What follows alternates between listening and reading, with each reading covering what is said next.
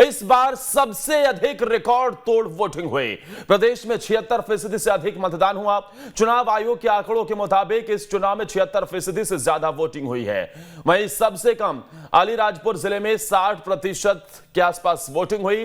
प्रदेश के सभी 230 सीटों पर चुनाव लड़ रहे 2533 प्रत्याशियों की किस्मत ईवीएम में कैद हो गई है। यह बड़ी खबर और सबसे महत्वपूर्ण खबर आपको बता रहे हैं। सभी ईवीएम को स्ट्रांग रूम में अब रखा गया है। स्ट्रांग रूम के पास सुरक्षा के कड़े इंतजाम किए जाते हैं। सीसीटीवी से नजर रखी जाती है। बाकायदा सुरक्षा का सख्त घेरा होता है। एमपी की 230 सीटों पर 76% से ज्यादा वोटिंग हुई है और पिछले विधानसभा चुनाव का रिकॉर्ड इस बार टूट गया। रतलाम के सैलाना में सबसे ज्यादा 90% वोटिंग हुई है, तो वहीं अलीराजपुर में सबसे कम वोटिंग हुई है। 60% के आसपास यहां आंकड़ा रहा। 2023 76% से ज्यादा वोटिंग मध्य प्रदेश में देखने को मिली। 2018 में ये 75.6% के आसपास रही थी। उससे पहले 2013 में 72% के आसपास मध्य प्रदेश में वोटिंग रही थी। लेकिन अब विधानसभा चुनाव कि जैसे जैसे आगे बढ़ रहे हैं वैसे वैसे वोटिंग बढ़ती हुई नजर आई है। 2013 के आंकड़े 2018 में बेहतर हुए और अब 2018 के आंकड़े 2023 में बेहतर होते नजर आए। यानी कि निर्वाचन आयोग की तमाम कोशिशें और इसके बाद लोगों का भी उत्साह वोटिंग के प्रति नजर आ रहा है। लोग समझ रहे हैं अपने एक वोट की कीमत को। एमपी में वोटिंग के दौरान दिग्गजों ने बढ़ चढ़कर वोटिंग की तो अपनी अपनी जीत का दावा भी करते नजर आए। बीजेपी कांग्रेस दोनों की ओर से जीत की बात कही गई। रिपोर्ट आप देखिए। बुधनी में सीएम शिवराज सिंह चौहान ने पहले लाडली बहनों का आशीर्वाद ली, फिर वोटिंग करने पहुंचे। सीएम शिवराज ने यहां पर जीत का दावा किया। केवल मध्य प्रदेश की जनता, मध्य प्रदेश का विकास, मैं हमेशा कहता रहा हूँ मध्य प्रदेश मेरा मंदिर है और उसमें रहने वाली जनता ही मेरी भगवान है। कैसे और हम तेजी से मध्य प्रदेश को आगे बढ़ाएं, और एक ही रास्ता मुझे नजर आया कि पीएम साहब के नेतृत्व में, मोदी जी के नेतृत्व में बीजेपी ही ये काम कर सकती है। इंदौर 1 से बीजेपी प्रत्याशी कैलाश विजयवर्गीय ने भी वोटिंग की तो दतिया में गृह मंत्री नरोत्तम मिश्रा ने वोट डाला और जीत का दावा किया। केंद्रीय मंत्री ज्योतिरादित्य सिंधिया ने ग्वालियर में मतदान किया। वोटिंग के बाद सिंधिया ने कहा कि बीजेपी को जनता का पूरा आशीर्वाद मिल रहा है। प्रदेश में बीजेपी की सरकार बनेगी। जबलपुर में बीजेपी प्रत्याशी राकेश सिंह ने वोट डाला और जीत का दावा किया। इतना ही नहीं, शिवराज कैबिनेट के कई मंत्रियों ने वोटिंग में बढ़ चढ़कर हिस्सा लिया। तो दूसरी ओर पीसीसी चीफ कमलनाथ ने भी छिंदवाड़ा में वोटिंग की। उन्होंने जहां जनता से वोट की अपील की तो कांग्रेस की सरकार बनने का दावा भी किया। नहीं, मुझे कॉन्फिडेंस मध्य प्रदेश की जनता, मध्य प्रदेश के मतदाताओं पर है कि वे अपना भविष्य सुरक्षित रखेंगे। तस्वीर देखते हुए मध्य प्रदेश की वे अपना फैसला करेंगे। मैं इस पर नहीं जाता, मध्य प्रदेश के मतदाता तय करेंगे कितनी सीटें। छिंदवाड़ा में सांसद नकुल नाथ ने भी वोट किया और भारी बहुमत के साथ सत्ता में आने का दावा किया। वहीं पूर्व सीएम दिग्विजय सिंह ने भी भोपाल में अपनी पत्नी के साथ पहुंचकर वोटिंग की, जहां उन्होंने कांग्रेस की सरकार बनने का दावा किया। पूरे प्रदेश में बदलाव की लहर है, हर हालत में 130 प्लस। कांग्रेस की ओर से भी कई दिग्गजों ने बढ़ चढ़कर वोटिंग की और जीत का दावा किया। हालांकि अब ये देखना होगा कि 3 दिसंबर के बाद सत्ता में कौन काबिज होगा। Team news state. तो जिस तरीके से वोटिंग होती हुई नजर आई है, हम ये उत्साह भी देखने को मिल रहा है और तमाम दिग्गज अब अपनी अपनी जीत का दावा कर रहे हैं। कोई 130 से ज्यादा सीटें जीतने का दावा, तो कोई कह रहा है कि पूर्ण बहुमत की सरकार बनाएंगे। चर्चा करेंगे कि ये वोटिंग कितनी खास और इसके बढ़ते हुए मायने क्या बताते हैं। हमारे साथ खास मेहमान जुड़ गए हैं। हमारे साथ सत्य प्रकाश जी जुड़े हुए हैं, वरिष्ठ पत्रकार हैं। सर, स्वागत है आपका। और इसके साथ ही मेरे 2 सहयोगी जुड़े हुए हैं। विनोद जुड़े हुए हैं ग्वालियर से, तो वहीं दुर्गेश जुड़े हुए हैं जबलपुर से। सत्य प्रकाश जी, लेकिन सबसे आपके पास, क्योंकि जिस तरीके से वोटिंग होती हुई नजर आई है, रिकॉर्ड तोड़ बंपर वोटिंग मध्य प्रदेश में देखने को मिली है, ये वोटिंग क्या बता रही है? ये बढ़ता हुआ प्रतिशत किस और इशारा कर रहा है सर? देखिए, ये आईटी और सोशल मीडिया का जमाना है। ऐसे में इलेक्शन कमीशन के एफर्ट्स और लोगों में जागरूकता एक बड़ा कारण फर्स्ट ऑफ पहली बार ये माना जा सकता है। लेकिन इसके दूसरे मीनिंग्स यानी कि पॉलिटिकल मीनिंग्स क्या है, क्यों ये बड़ा है? देखिए, आपको पता है कि अगर हम मध्य प्रदेश के पिछले 2 या 3 इलेक्शंस का ट्रेंड देखते हैं तो ये पाते हैं कि जब जब वोटर टर्नआउट बड़ा है उस समय कहीं ना कहीं लोगों ने सरकार के अगेंस्ट वोट किया है। आपको पता है कि पिछले बार अराउंड 75% जो वोट शेयर था वो 2013 की तुलना में 3% अधिक था। और आपको ये भी पता होगा कि आपने देखा कि मध्य प्रदेश में हालांकि फुल मेजॉरिटी में कांग्रेस नहीं आई, लेकिन बीजेपी की अपेक्षा उसकी 5 सीट ज्यादा थी और उसने सरकार भी एसपी बीएसपी के सपोर्ट से बनाई। तो मेरा कहने का तात्पर्य है कि अब शहरी वोटर्स ने भी शायद कुछ आके वोट किया है, इसलिए ये वोट परसेंटेज बढ़ता हुआ नजर आ रहा है। लेकिन रूरल एरियाज में भी बढ़ने की रिपोर्ट्स हैं। ऐसे में ये कहा जा सकता है कि रूरल एरिया और अर्बन एरिया में, देखिए ये माना जाता है पॉलिटिकली कि अर्बन में बीजेपी का ज्यादा होल्ड है और रूरल में कांग्रेस का। अगर कांग्रेस रूरल एरिया में अच्छा वोट शेयर दिखा है तो कांग्रेस की संभावनाएं और बढ़ी हैं। पिछले चुनाव में भी आपने देखा था कि रूरल एरिया में कांग्रेस को ज्यादा सीट मिली थी as compare to urban areas. तो ये इससे अंदाजा ये लगाया जा सकता है कि कहीं ना कहीं जो बीजेपी का वोटर है वो भी आगे शहरों में निकला है। लेकिन ऐसा भी नहीं कहा जा सकता कि केवल और केवल रूरल एरिया में बीजेपी कांग्रेस ही कांग्रेस चली हो। देखिए, इसका एक फैक्टर और भी हो सकता है। वो फैक्टर ये है कि शिवराज सिंह चौहान की ग्रामीण में यानी कृषकों में एक अच्छी पकड़ मानी जाती है मध्य प्रदेश की राजनीति में। साथ ही उनका वो बड़ा स्टेप जो कहीं ना कहीं मास्टर स्ट्रोक माना जा रहा था, लेकिन उस मास्टर स्ट्रोक को कहीं ना कहीं सेंट्रल लीडरशिप ने उतना प्रमोट नहीं किया। लाडली बहना योजना, हो सकता है कि उसका असर भी ग्रामीण महिलाओं में दिखा हो और जिसके कारण वो ज्यादा वोट करने गई हो। तो ये कहीं ना कहीं सारे रीजन हैं जो ये शो करते हैं कि मध्य प्रदेश में अराउंड 76%, आई थिंक ये थोड़ा बहुत और भी बढ़ सकता है, अभी ये बड़ा है तो इसके पीछे ये बड़े कारण हैं। तो ये एकदम ये स्पष्ट नहीं होता इन चीजों से कि केवल और केवल 2018 के ट्रेंड रहेंगे जिससे कांग्रेस आगे जाएगी या बीजेपी पीछे जाएगी।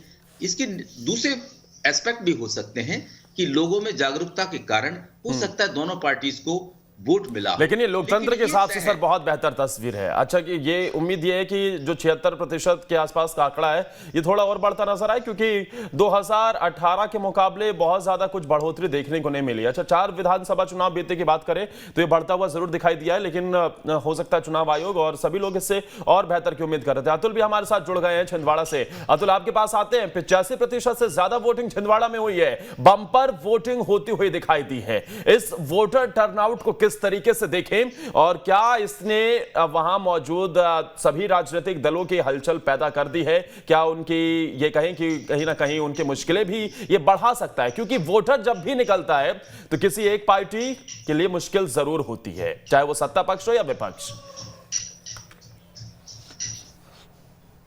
देखिए, बिल्कुल अब ये सवाल उठने लगे हैं कि आखिर वोटर्स किस तरफ गए, क्योंकि जिस तरीके से बम्पर वोटिंग छिंदवाड़ा में हुई ये अपने आप में एक ऐतिहासिक वोटिंग हम कह सकते हैं। कल दिन भर हम छिंदवाड़ा की अलग अलग विधानसभाओं में रहे, पांड्योना जिले में रहे। वहाँ पे हमने देखा कि सुबह से ही कतारें लग रही थी, जो कतारों का सिलसिला शाम 6 बजे तक रहा। हालांकि कुछ यहाँ पे हमारे साथ विशेषज्ञ भी है, मैं उनसे ही समझने की कोशिश कर लेता हूँ कि आखिर छिंदवाड़ा में इतनी जो बम्पर वोटिंग हुई वो क्यों हुई। महेश प्रजापति जी मेरे साथ है, आर्यन वर्मा मेरे साथ है, युवा पत्रकार भी मेरे साथ है। मैं उन सबसे बात करने की कोशिश करता हूं। पहले मैं प्रजापति से बात करता हूं। सर, बम्पर वोटिंग छिंदवाड़ा में हम देख रहे हैं, लंबा अरसे से आप छिंदवाड़ा की सियासत देख रहे हैं, क्या कारण मान रहे हैं और किस तरफ ये वोटर जाता हुआ दिखाई दे रहा है? देखिए, बम्पर वोटिंग का सीधा सीधा एक तरीके से ये है कि इसलिए बम्पर वोटिंग हुई क्योंकि छिंदवाड़ा है कमलनाथ का गढ़। दूसरा ये कि पिछले वक्त भी अगर बात करें तो छिंदवाड़ा में कमलनाथ सीएम फेस थे, इस बार भी सीएम फेस होने की वजह से इस बार क्या कहते हैं लोग जम के निकले और उन्होंने अपना मतदान किया है। अब ये किस तरफ जाते हैं, अगर आप देख लीजिए जाके छिंदवाड़ा की 7 विधानसभा सीटों में सभी जगह ज़बरदस्त वोटिंग हुई, कांटे की टक्कर सभी जगह थी। ग्रामीण मतदाता अगर देखा जाए तो ग्रामीण अंचलों के अंदर ज़बरदस्त वोटिंग हुई है। एक सीधा एक स्टडी देखा जाता है कि शहरी क्षेत्रों में भारतीय जनता पार्टी के मतदाता अधिक रहते हैं, ऐसा माना जाता है, और ग्रामीणों के अंचल कांग्रेस को ज़्यादा वोट जाता है। तो अगर मध्य प्रदेश का अगर पूरा सिनेरियो देखें तो मध्य प्रदेश के अंदर लगभग 82 सीटें हैं जो एससी और एसटी की सीटें हैं। एससी की सीटें, एसटी की सीटें लगभग 47 सीटें हैं, और बाकी 35-34 सीटें हैं जो एससी की सीटें हैं। ये ग्रामीण अंचलों में ज़्यादा निवास करती हैं, और अधिकतर ये देखा गया है तो ग्रामीण अंचलों में ज़बरदस्त वोटिंग हुई है। अब ये मतदाता किस तरह अपना मत का प्रयोग किया है इन्होंने, ये तो 3 तारीख को ही बता सकते हैं। ठीक है, वर्मा जी भी है, आर एस वर्मा जी मेरे साथ है, मैं उनसे बात करता हूँ। सर, 35 साल का अनुभव है छिंदवाड़ा में आपको पत्रकारिता का, क्या लगता है कि क्या होने जा रहा है? क्योंकि देखिए, मैं मुद्दों की बात पूरे प्रदेश की भी करूंगा, खास तौर पर छिंदवाड़ा भी करूंगा। तो छिंदवाड़ा पे हमने देखा कि तमाम बीजेपी के जो दिग्गज चेहरे, बड़े चेहरे, इसमें प्रधानमंत्री नरेंद्र मोदी की बात भी करूंगा, अमित शाह की बात करूंगा, तमाम जो बड़े चेहरे वो यहाँ पे आते हुए जाते हुए दिखाई दिए। कितना प्रभाव पड़ा हो सकता? देखिए, राष्ट्रीय नेताओं को तो छिंदवाड़ा में कोई प्रभाव पड़ता नहीं। यहाँ प्रभाव जो पड़ता है स्थानीय नेता, और साथ में एक है कि कमलनाथ जी का प्रभाव पड़ता है। कमलनाथ जी 43 साल से यहाँ सेवाएं दे रहे हैं, लेकिन इस बार की जो मतदाता हैं, मतदान किया है, वो निश्चित रूप से जो प्रशासन की व्यवस्था थी स्वीप प्लान की, उसको लेकर के बड़े हैं। जागरूकता भी आई कि हमें मतदान करना चाहिए। साथ में यह भी रहा कि छिंदवाड़ा विधानसभा की बात करें तो युवा चेहरा था। निश्चित तौर से जो विधानसभा के चुनाव होते थे इस तरीके से नहीं होते थे जैसा इस बार हुआ है। युवा चेहरा बंटी विवेक साहू जी थे, उन्होंने इतनी मेहनत की है। मेरा कहना है कि यदि उनके साथ संगठन के वरिष्ठ होते तो और कुछ बात होती, लेकिन फिर भी बंटी साहू का जो मेहनत है और कमलनाथ जी की जो मेहनत है, ये निश्चित रूप से कह सकते हैं कि वोटरों को आया है। जहाँ तक मुख्यमंत्री फेस का सवाल है, निश्चित रूप से जो वोटर हैं कमलनाथ जी को चाहते हैं, और यह भी चाहते हैं कि यदि इस बार उनको चुनाव में हम नहीं जिताए या उनको हमने मतदान नहीं किया या मुख्यमंत्री का चेहरा नहीं देखे तो हो सकता कि भविष्य न हो। लेकिन उसके विपरीत महिलाओं ने वोट किया, इतनी बम्पर वोटिंग हुई, और जो मेहनत विवेक बंटी साहू ने किया उसने बता दिया कि चुनाव कैसे लड़ा जाता है, चुनाव में मेहनत कैसे की जाती है, भले उसके साथ कोई नहीं रहा हो। वापिस आता हूँ, लेकिन युवा पत्रकार भी देखिए, मैं इस समय आपसे इसलिए भी बात करने की समय सोच रहा हूँ क्योंकि जी अतुल, लेकिन जिस तरीके से जो जानकारी महत्वपूर्ण है, 2 बड़ी बातें यहां से निकलकर सामने आती हैं। एक तो कमलनाथ का ये आखिरी विधानसभा चुनाव हो सकता है, लोग ये भी समझ रहे हैं, एक भावनात्मक तौर पर जुड़ाव नजर आ रहा है। दूसरा ये, विवेक बंटी साहू पूरी तरीके से दमखम के साथ लड़े।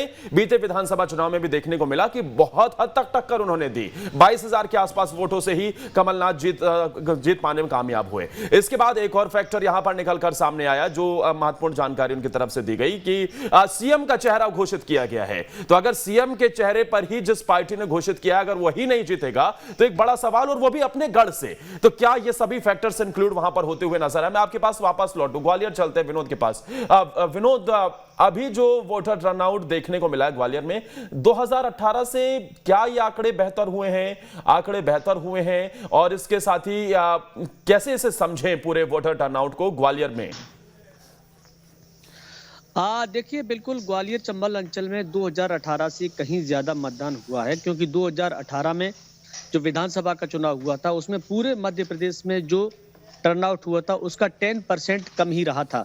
इस बार अच्छा खासा मतदान हुआ है और कई सीटों पर तो ये 80% तक देखा गया है। ये भी आंकड़े हम देख रहे थे कि जिन सीटों पर पिछले चुनाव में बहुत कम हार जीत का अंतर रहा था, वहां ज्यादा मतदान हुआ है।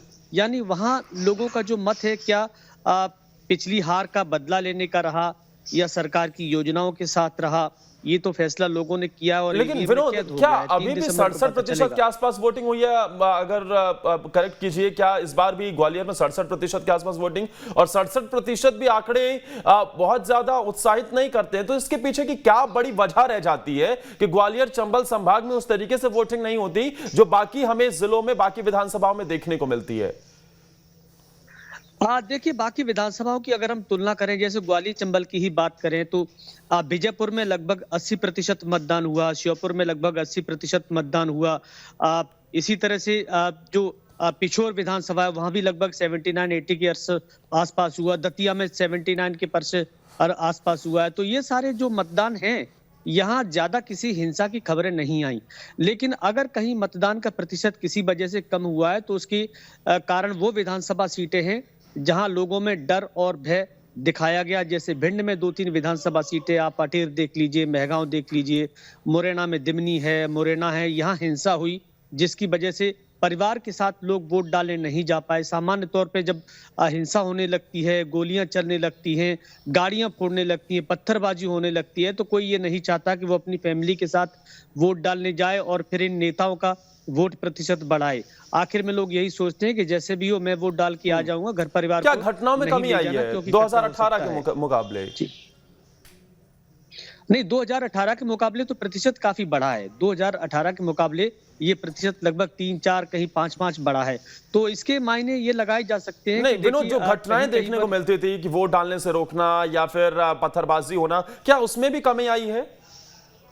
नहीं, उसमें कमी नहीं आई। देखिए उससे ज्यादा इस बार हिंसा और इस तरह की घटनाएं देखने को मिली है।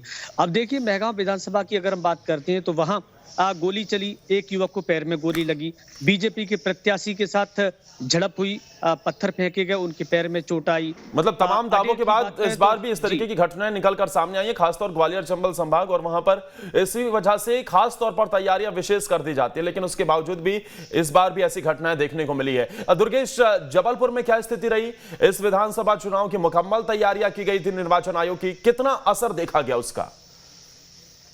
बिल्कुल आदर्श, भरपूर असर दिखा गया, क्योंकि जबलपुर में जिस तरीके से वोटिंग हुई है वो राहत भरी खबर है निर्वाचन आयोग के लिए भी, क्योंकि मेहनत की गई थी, पसीना बहाया गया था और कार्यकर्ताओं जिस तरीके से घर घर जाकर अपील की थी उसका असर कहीं ना कहीं दिखा है। प्रतिशत के हिसाब से अगर हम बात करें तो जबलपुर में देखिए 74.90% मतदान हुआ है। 2018 की तुलना में बात करें तो ये तकरीबन 2.5% ज्यादा होता है। यानी कि इस लिहाज से देखा जाए तो जबलपुर में पिछले 2018 की तुलना में तकरीबन 2.5% ज्यादा लोगों ने मतदान किया है। यानी कि ये असर देख सकते हैं कि लोगों ने बढ़ चढ़कर मतदान किया है। आदर्श, अगर पूरे महाकौशल क्षेत्र की बात करूं तो पूरे महाकौशल क्षेत्र में भी बम्पर वोटिंग दर्ज की गई है। 2018 की तुलना में यहाँ पर भी तकरीबन 5% ज्यादा मतदान हुआ है। कुल प्रतिशत के हम आंकड़ों की बात करें तो मध्य प्रदेश में तकरीबन 81% प्रतिशत पहुंचा, लेकिन महाकौशल की हम बात करें तो ये 5% ज्यादा है पूरे प्रदेश की अपेक्षा। तो महाकौशल की जो 38 सीटें हैं उनमें बम्पर वोटिंग हुई है। अगर मैं थोड़े से आंकड़ों पर आपको नजर डलवाऊंगा, देखिए जबलपुर में 74% है, कटनी में तकरीबन 75% है, नरसिंहपुर में बम्पर वोटिंग हुई है जहां से केंद्रीय राज्य मंत्री प्रहलाद। अच्छा, क्या समीकरण क्या कहता है जबलपुर का और महाकौशल का? दुर्गेश, अगर वोटिंग प्रतिशत बढ़ता है तो किसके पाले में ये जाता हुआ दिखाई देता है? अमूमन मैं इतिहास के पन्नों से आपसे समझना चाहूंगा, बीते आंकड़ों के हिसाब से। आगे जो होगा वो तो 3 तारीख को पता चलेगा। बिल्कुल आदर्श, देखिए बम्पर वोटिंग का मतलब देखिए दोनों ही प्रकार से है। आज की परिस्थितियां देखिए, हम 20 साल पुराने चुनाव की बात नहीं कर रहे हैं, हम 20 साल आगे की चुनाव की बात कर रहे हैं। ये आधुनिक युग का चुनाव है, ये सोशल मीडिया का चुनाव है। इसलिए ये हम बिल्कुल नहीं कह सकते कि अगर ज्यादा वोटिंग हुई है तो ये सत्ता पक्ष के विरोध में हुई है, सरकार के विरोध में हुई है, क्योंकि ये जो आंकड़न हम लोग कल दिन भर सुबह से थे, एक आकलन ये जरूर निकल कर सामने आया कि शहरी विधानसभा क्षेत्रों में, ग्रामीण विधानसभा क्षेत्रों में 2 बड़े फर्क है।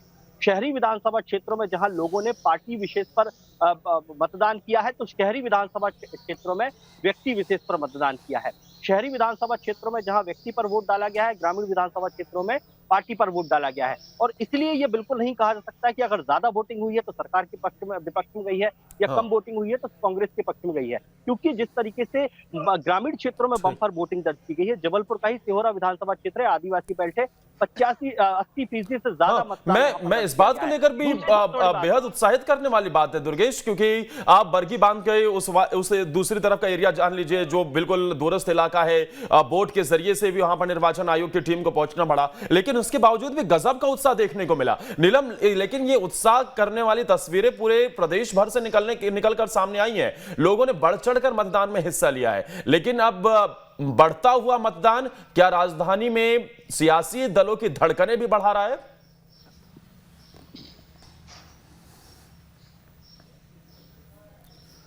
जी बिल्कुल, देखिए बढ़ता हुआ मतदान तो सियासी दलों की धड़कनें बढ़ाता ही है, क्योंकि ऐसा कहा जाता है कि अगर मतदान ज़्यादा हुआ है तो कहीं ना कहीं बदलाव जो है जनता चाहती है। हालांकि इस बात की जो तस्वीर है वो तो 3 और 4 तारीख को ही जो है स्पष्ट हो पाएगी कि क्या कुछ जनता के रुझान रहे हैं, किस पार्टी को उन्होंने जो है अपना मैंडेट दिया है। हम देखिए, अगर मध्य भारत और राजधानी भोपाल की बात करें तो भोपाल में हमने देख रहे थे लगातार कि जो वोट प्रतिशत है वो बढ़ नहीं रहा था, पर जब अंतिम डेटा आया, आखिरी डेटा आया, तो करीब 66.59% भोपाल में जो है मतदान हुआ है। बीते 2018 के चुनाव से करीब 2.5% ज़्यादा मतदान हुआ है। पर यहाँ पर कुछ ऐसी विधानसभा ज़रूर रही हैं जहाँ पर जो है 4 से 5% तक की गिरावट भी देखने को मिली है। अब सियासी दल इसको किस तरह से ले रहे हैं, इसके लिए हम बात करेंगे। हमारे साथ इस वक्त मौजूद हैं वरिष्ठ पत्रकार शर्मन नगेले जी, और हम उनसे ही जानेंगे कि क्या कहता है ये डेटा, क्या किस ओर जो है इंगित करता है। सर, वोटिंग परसेंटेज बढ़ा है, 76% तक मतदान हुआ है। 18 में भी जो है 75% मतदान हुआ था, कहा गया था कि ज़्यादा वोटिंग हुई है, बदलाव होगा, और बदलाव देखने को भी मिला। सर, क्या कुछ समझ आता है, खासतौर पर इन आंकड़ों से क्या नज़र आता है कि जनता बदलाव चाहती है या फिर किस तरह से जनता का कहना चाहिए रुख रहा है? देखिए, सबसे पहले तो ये आंकड़ों को देखना चाहिए कि ये मतदान प्रतिशत बढ़ा है, ये सही बात है, लेकिन ये मतदान प्रतिशत किसके पक्ष में गया है ये कहना इसलिए मुश्किल है कि इस बार के जो मतदाता बड़े हैं उनका यदि अपन आंकड़ा देखेंगे तो बिल्कुल अलग तरह की तस्वीर सामने आ रही है।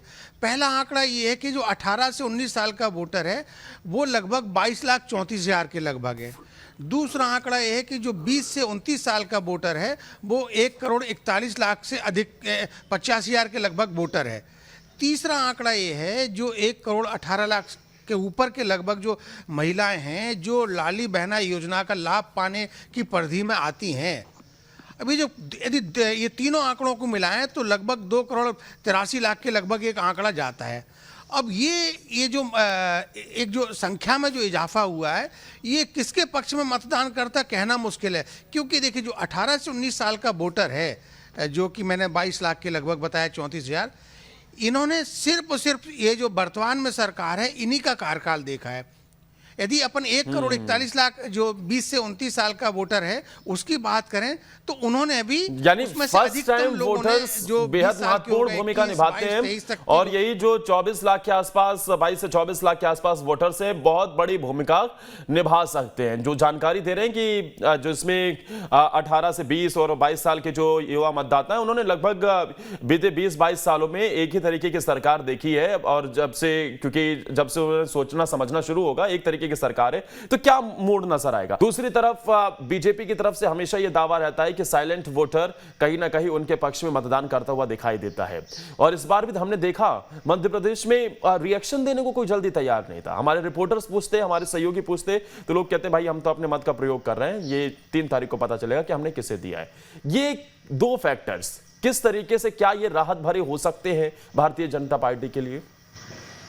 देखिए, पहली तो ये बात है कि आज सोशल मीडिया का जमाना है, कोई चीज ऑन कैमरा या ऑन रिकॉर्ड ये कहने के लिए तैयार नहीं है, क्योंकि पॉलिटिशियंस की भी जो उनका जो स्तर है वो इतने नीचे गिर गया है कि अगर उसको ये पता लगता है कि इस कॉन्स्टिट्यूंसी के फलाने व्यक्ति ने मुझे वोट नहीं दिया, अगर वो पावर में आ जाता है तो कहीं ना कहीं उसके प्रति जुल्म ढाने लगता है। इसलिए ये चीज वोटर्स सामने नहीं आ रहा है। लेकिन अब एक महत्वपूर्ण चीज सुनिए इसमें, आपने ये कहा कि जो वोटर टर्नआउट इतना आगे बढ़ा है उसके पीछे मैंने कहा कि स्वीप एक्टिविटीज यानी कि systematic voter education and electoral participation की जो एक्टिविटीज हैं इलेक्शन कमीशन की, उनके कारण उनको सोशल मीडिया पर प्रमोट करना ये एक बड़ा फैक्टर भी माना जा सकता है। आप इसमें एक महत्वपूर्ण चीज देखिए, जो हम जान मान के चलते कि शहरी वोटर्स ज्यादा समझदार होता है, ज्यादा अवेयर होता है, वो ज्यादा देश के प्रति या लोकतंत्र के प्रति गंभीर है। लेकिन आप देखेंगे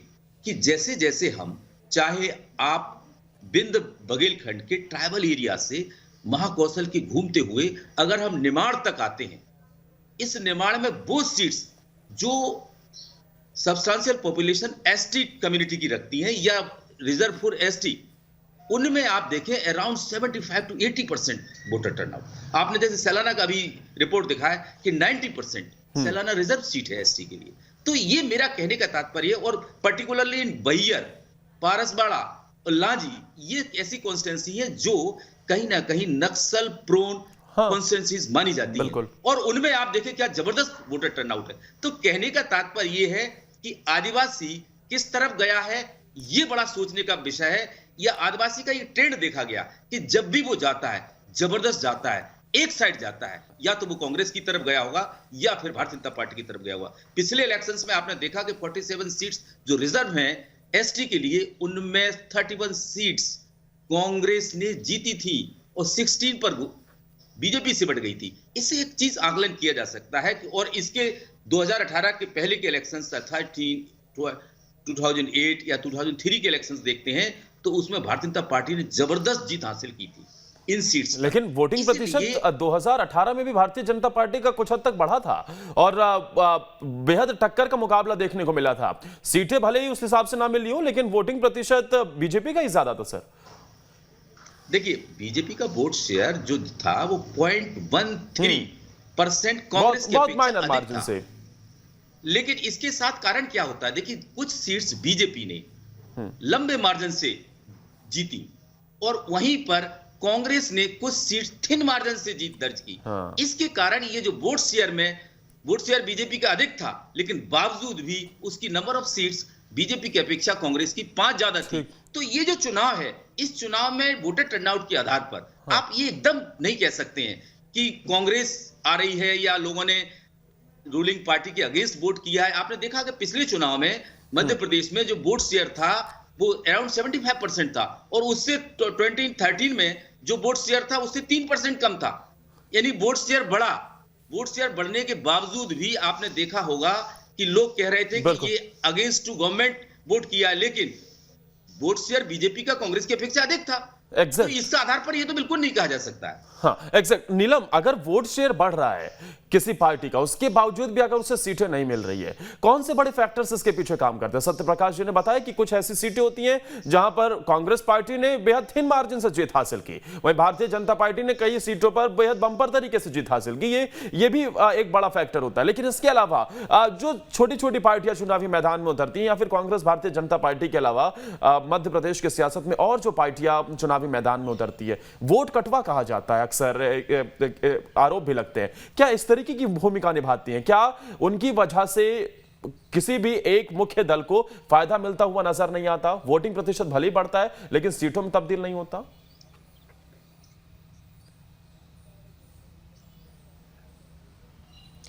जी बिल्कुल। देखिए, 2018 के चुनाव में भी हमने देखा था कि जहां बीजेपी का वोट शेयर तो बढ़ा था, पर जो है ज़्यादातर जो सीटें हैं वो कांग्रेस ने निकाली थी, और जाहिर तौर पर जो वोट कटवाट पार्टी होती है, और इस बार के चुनाव में हमने देखा कि कई ऐसे बागी जो कि कांग्रेस या बीजेपी के थे, उन्हें बसपा, सपा या आम आदमी पार्टी ने टिकट दिया है, और कई ऐसे बड़े नाम भी हैं जो निर्दलीय चुनाव लड़ रहे हैं। जाहिर तौर पर ये जो है बड़ी पार्टियों को नुकसान भी पहुँचाते हैं, और वोट प्रतिशत बढ़ने के बावजूद सीटें ना निकाल पाना, इसके पीछे और क्या कारण हो सकते हैं या होते हैं, इसके लिए हम शर्मन जी से ही बात करेंगे।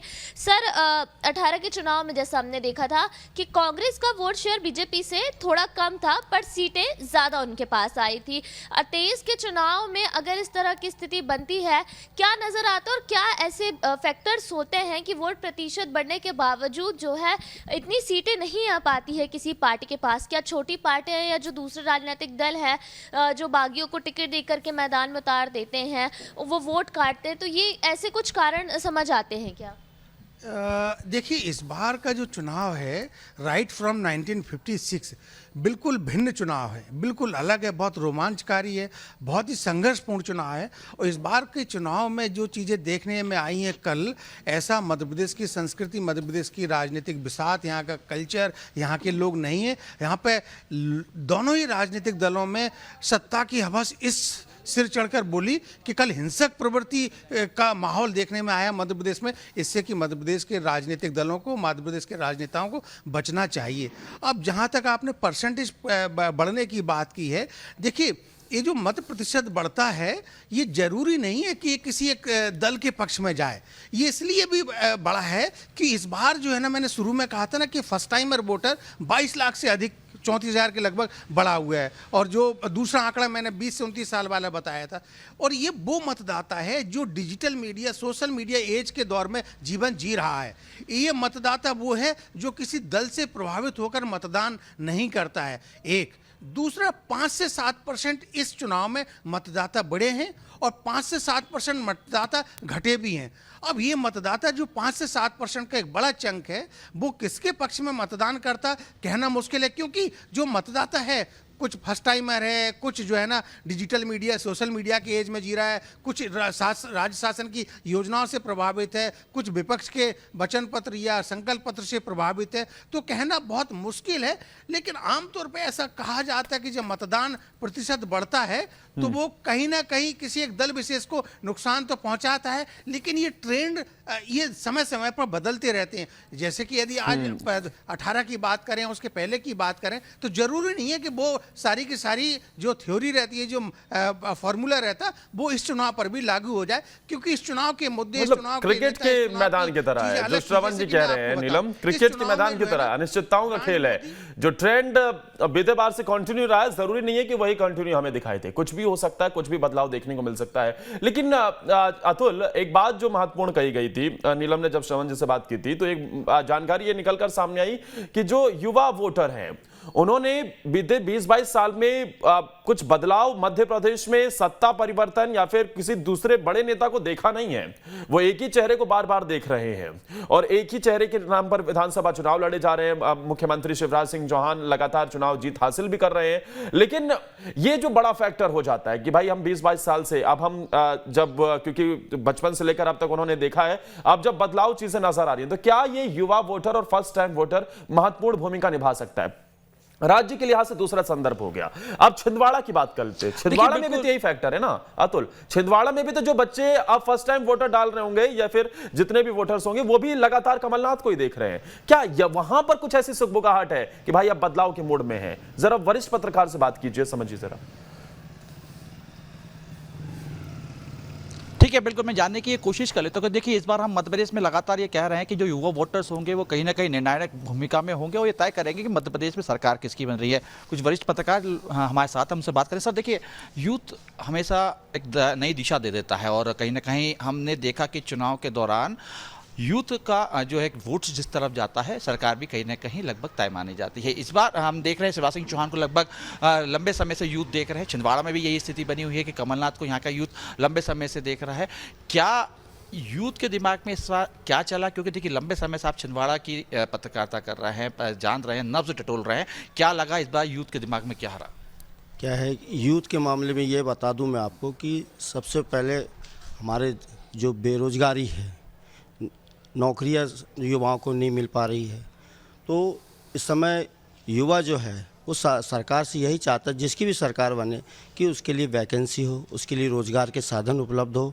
तो युवा का जो सबसे ज़्यादा रुझान जो इस बार देखने को मिला वो इसी कारण से मिला, क्योंकि युवा अपने आगे के भविष्य के लिए चाहता है कि उसे कुछ ऐसा सरकार उसके लिए कुछ ऐसी योजना लाए, ऐसी नौकरियां लाए कि जिससे उसका आगे उसका युवा पत्रकार भी मेरे साथ है, मैं उनसे भी समझ लेता हूँ। देखिए, आप अभी समझ रहे हैं, हम देख भी रहे हैं कि लगातार युवाओं की नब्ज टटोली भी है। और देखिए, महत्वपूर्ण अगर पिछले कुछ समय से देखें तो मध्य प्रदेश के अंदर शिक्षा, रोजगार एक अहम मुद्दा रहा। देखिए, इसके साथ में एक मुद्दा ये भी रहा कि पिछले 10 दशक से हमने देखा कि मध्य प्रदेश का जो युवा है वो पलायन कर रहा है।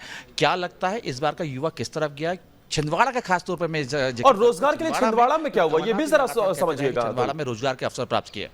देखिए, छिंदवाड़ा में रोजगार के अवसर की बात अगर की जाए तो रोजगार के अवसर कमलनाथ जी के द्वारा उपलब्ध कराए गए, लेकिन वो जो भी माने जाए एक नॉमिनल रेंज में रहे हैं कि 8-10 हज़ार से ऊपर की 12 हज़ार की ऊपर की आपको पेमेंट छिंदवाड़ा में नहीं मिल सकती। इससे ज़्यादा की अगर आपको वेतन चाहिए तो आपको बाहर ही जाना पड़ेगा। तो जो पलायन का काम है वो, यानी आप ये मान करके चलिए, छिंदवाड़ा सहित मध्य प्रदेश में ये स्थिति निर्मित है कि अगर आपको अधिक वेतन चाहिए तो या तो आपको शासकीय कर्मचारी होना पड़ेगा या किसी बड़ी कंपनी से जुड़ना पड़ेगा। तो बड़ी कंपनी के मध्य प्रदेश में अभाव माना जाता है। इसके लिए आपको बेंगलोर, पूना, मुंबई, बड़े शहरों की ओर रुझान करना पड़ता है। ये स्थिति लगातार पूरे मध्य प्रदेश में बनी हुई है, छिंदवाड़ा इससे अछूता नहीं है। ये भी छिंदवाड़ा में स्थिति बनी हुई है।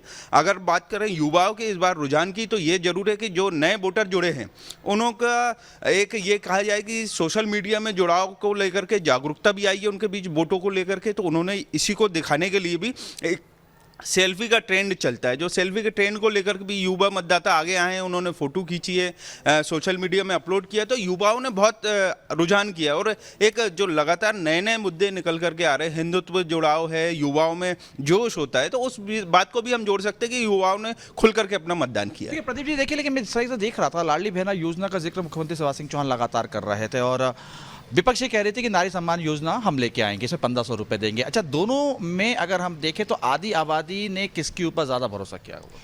देखिए, आप छिंदवाड़ा के साथ साथ पूरे मध्य प्रदेश के अंदर देख लीजिए तो महिलाओं ने और युवाओं का ज़बरदस्त वोट के प्रति रुझान रहा है।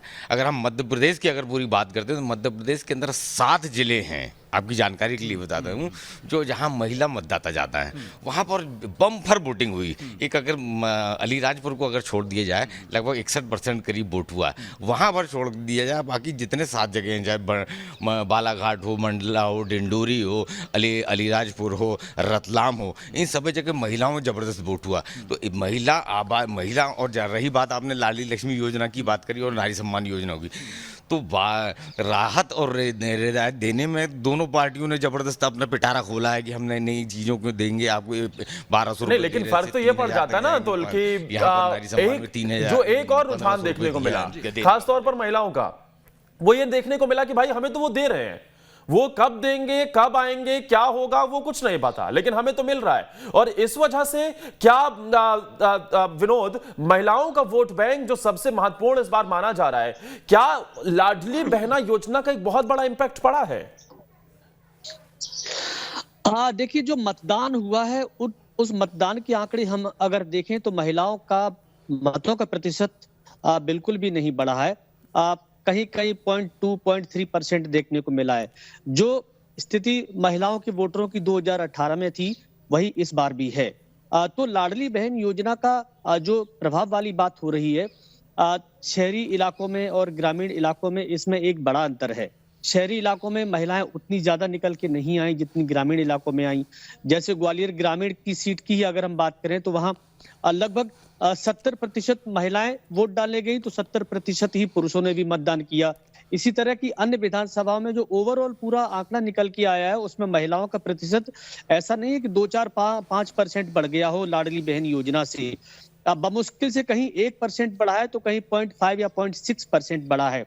तो फिर लाडली बहना योजना का क्या वाकई में इम्पैक्ट दिखा कि नहीं दिखा, ये तो 3 तारीख को साफ हो पाएगा। लेकिन एक चीज मैं जरूर आपसे शेयर करना चाहता हूं कि जब जब वोटों की प्रतिशत में बड़ा अंतर आया है, उसकी तुलना अगर हम 1998 और 2003 के चुनाव से शुरू करें तो एक तस्वीर बिल्कुल साफ हो जाएगी। 98 का जो इलेक्शन हुआ था उस समय 60% मतदान, और 2003 में उमा भारती जब चेहरा थी भारतीय जनता पार्टी का, तो उस समय जब जीत के आई तो 7% बढ़े हुए वोटों के साथ आई। जनता ने 7% वोट में इजाफा किया था और बीजेपी एक फुल मेजॉरिटी के साथ आई थी। उसके बाद से अभी तक हम देखते हैं 2013-18 तक 2-2% का इजाफा होता गया तो बीजेपी फुल मेजॉरिटी में आती गई। लेकिन 2018 के चुनाव की अगर हम तुलना करें, 2018 में अब बहुत कम परसेंट का मार्जिन रहा, यानी 2% ही लगभग बढ़ा। तो सरकार तो बनी कांग्रेस की, लेकिन एक तरह से बॉर्डर पे बनी। तो जनता ने जो मत दिया था 2% का, वो बीजेपी और कांग्रेस के लिए लगभग समान मतों में विभाजन हो गया। इसीलिए बॉर्डर पे सरकार बनी, बीजेपी ने सरकार गिरा दी। लेकिन इस बार जो मतों का प्रतिशत बढ़ा है उसके मायने क्या हम 2098 और 2003 के चुनाव से करें? क्योंकि मतों का प्रतिशत बड़ा है, जाहिर सी बात है अगर 3-4% वोट बढ़ जाता है, जब भी यही मैंने सत्यप्रकाश जी से भी पूछा था, क्योंकि 2% वोट बैंक जो बढ़ता हुआ नजर आता है, यही 2% का एमपी में खेल भी दिखाई देता है। बीते 4 विधानसभा चुनाव में 2003 को छोड़ दिया जाए, 1998 का भी आपने जिक्र किया, लेकिन लगातार जब वोटिंग प्रतिशत बढ़ता है तो सत्ता पक्ष को बेनिफिट मिलता हुआ दिखाई देता है। लेकिन दुर्गेश ये बताइए जरा, अगर मध्य प्रदेश में वोटिंग बढ़ती हुई दिखाई दे रही है, इसके बावजूद भी हम ये देखते हैं कि आज भी तमाम निर्वाचन आयोग की तैयारियों के बावजूद, तमाम संसाधन उपलब्ध होने के बावजूद भी ऐसा क्यों नजर आता है कि ग्रामीण इलाकों में वनस्पत ज्यादा वोटिंग दिखाई देती है शहरी इलाकों के अलावा? बिल्कुल आदर्श, देखिए बहुत सारे कारण हैं, ग्रामीण क्षेत्रों में हमेशा वोट ज्यादा हुई है, चाहे लोकसभा चुनाव की बात करें या किसी भी चुनाव की, ग्रामीण क्षेत्रों में मतदाता जो है वो जागरूक होता है, या यूं कहें कि जो पार्टी के लोग होते हैं, जो प्रत्याशियों के लोग होते हैं, वो ज्यादा जो मतदाताओं को मतदान केंद्र तक लाने में सफल होते हैं। शहरी क्षेत्रों में ये बात जरूर हमें दूर नजर आती है, क्योंकि शहरी क्षेत्रों में जैसे कल ही हम जब मतदान केंद्र में मौजूद थे तो जिस गति से ग्रामीण क्षेत्रों में मतदान प्रतिशत बढ़ रहा था उस गति से शहरी क्षेत्रों में नहीं बढ़ रहा था। उसके कारण बहुत सारे हैं कि शहरी क्षेत्रों में लोगों के पास मतदान में पर्ची में नाम तो होता है, लेकिन वो शहर में नहीं रहते, कोई नौकरी में बाहर जाता है, कोई किसी काम से बाहर चला जाता है, कोई व्यापारिक क्षेत्र से बाहर चला जाता है। तो ऐसी स्थिति में शहरी क्षेत्रों में बहुत ज्यादा जागरूकता नजर नहीं आती है। दूसरी बात, जो हम जिस तरीके से वोटिंग परसेंटेज बढ़ने की बात करते हैं, देखिए जबलपुर में भी 75% मतदान हुआ है, जो 2018 के अपेक्षा तकरीबन 4% ज्यादा है। देखिए दो बातें स्पष्ट यहाँ पर समझ में आती है कि 2003 या 1998 के चुनाव के अपेक्षा 2023 का जो चुनाव है बहुत ज्यादा अपडेट चुनाव है। युवा मतदाता बहुत ज्यादा है, महिला मतदाता है बहुत ज्यादा है, महिला मतदाताओं की जो संख्या 2018 की अपेक्षा ज्यादा बढ़ी है। तो ये मान के चलिए कि देखिए इस बार का चुनाव जो है वो बहुत अपडेट चुनाव हुआ है, लोगों ने बहुत जागरूकता से मतदान किया है। क्योंकि अगर मतदाता की हम ट्रेंडिंग देखें तो एक छोटा सा उदाहरण दूंगा आपको। जब जबलपुर में अभी नगरीय निकाय चुनाव हुआ था तो जबलपुर में जो पार्षद संख्या थी वो बीजेपी की ज्यादा थी, लेकिन कांग्रेस का महापौर बन गया था। यानी कि एक ही ईवीएम मशीन पर मतदाता ने पार्षद को बीजेपी में वोट दिया और महापौर के लिए कांग्रेस का बटन दबाया। तो जब मतदाता इतना सोच रहा है कि ईवीएम मशीन पर जाकर दोनों में ही एक बटन नहीं दबा पाया, वो सोच समझकर वोट दे रहा है कि मुझे महापौर कौन सा चाहिए, व्यक्ति विशेष चाहिए और पार्षद कौन सा चाहिए। एग्जैक्ट ये बड़ा फैक्टर निकल कर सामने आ रहा है। हाँ, वो बहुत सोच समझकर मतदान कर रहा है। हाँ, ये एक बड़ी बात निकल कर सामने आ रही है। सत्य प्रकाश जी, क्या ये देखने को मिल रहा है कि अब किसी एक बड़े चेहरे पर नहीं, कोई भी सही, चाहे कमलनाथ हो, चाहे फिर शिवराज सिंह चौहान हो, या फिर खुद प्रधानमंत्री नरेंद्र मोदी का ही चेहरा क्यों ना हो, भाई उनके इलाके के लिए जो काम करेगा वो वहां का विधायक करेगा, वहां का सांसद करेगा। हम तो उसी के चेहरे पर वोट देने वाले हैं। पार्टी चाहे कोई भी अच्छा काम किया तो उसे रिवॉर्ड मिलेगा, नहीं तो फिर जनता उससे साइड होती हुई नजर आएगी। क्या स्थानीय नेता के आधार पर, जो प्रत्याशी है उसके आधार पर अब वोटिंग होती हुई फिलहाल हर जगह देखने को मिल रही है, या फिर अभी भी बड़े नेताओं का उस तरीके का इंपैक्ट देखने को मिलता है, बड़े चेहरों का इंपैक्ट देखने को मिलता है, खासतौर पर विधानसभा चुनाव में? देखिए, जैसे हम लोकसभा से पंचायत मेंबर के चुनाव की तरफ नीचे को जाते हैं, ये चुनाव उतना ही ज्यादा व्यक्तिगत होता चला जाता है। विधानसभा की बात करते तो विधानसभा में जो चेहरे सामने होते हैं वो कहीं ना कहीं लोगों से कनेक्ट होते हैं, और ये भी बात सही है कि वो उनके काम केवल वही करते हैं। लेकिन ये भी निश्चित है कि जो आइडियोलॉजिकल वोट होता है, जो किसी पॉलिटिकल आउटफिट के साथ खड़ा होता है, वो तो उसको वहां से तो उसकी गिनती शुरू होती है। तो ये एकदम नहीं कहा जा सकता कि केवल और केवल चेहरे पर ही। कई बार आपने ऐसा देखा होगा कि चेहरे पर भी लोग, चेहरा भले ही छोटा या बड़ा हो, पार्टी सिंबल मिल गया तो उस। सत्य प्रकाश जी, मेरे पास 2 मिनट बचे हुए हैं, मुझे कमांड मिल गई है, तो मैं आपसे एक छोटा सा और सवाल इसमें ऐड ऑन करना चाहूंगा, जल्दी से इसका भी जवाब दे दीजिएगा। बीजेपी की बदली हुई रणनीति, बड़े चेहरों को चुनावी मैदान में उतारना, उसका इंपैक्ट कितना दिखेगा? देखिए, ये कहीं ना कहीं बीजेपी के लिए दोनों चीजें दे सकता है। या तो ये बुरी हार का सामना करने के लिए भी तैयार रहना चाहिए पार्टी को, या फिर ये जबरदस्त लीड भी दे सकता है। लेकिन ओवरऑल जो दिखता है कि जो बिग्स या बिग गन्स पार्टी ने उतारे हैं वो कहीं ना कहीं मोस्ट प्रोबेबली अपने ही क्षेत्र में फंसे रहे, उसका बेनिफिट कम नजर आता हुआ दिखता है। यहां अगर बेनिफिट किसी का दिख रहा है तो वो केवल और केवल शिवराज सिंह चौहान या उनकी जो स्कीम लाडली बहना है वो रूरल एरियाज में कुछ कमाल दिखा सकती है। यानी कि तमाम दावे इधर, लेकिन 160 रैलियां जो की हैं शिवराज सिंह चौहान ने ताबड़तोड़, उसका इंपैक्ट चला गया। लेकिन रैलियों के मामले में सिंधिया भी पीछे नहीं रहे हैं। विनोद, 80 रैली उन्होंने की है, अलग अलग जगहों पर जनसभाएं की, क्या बताता है? जल्दी से बताइएगा, छोटा सा कमेंट।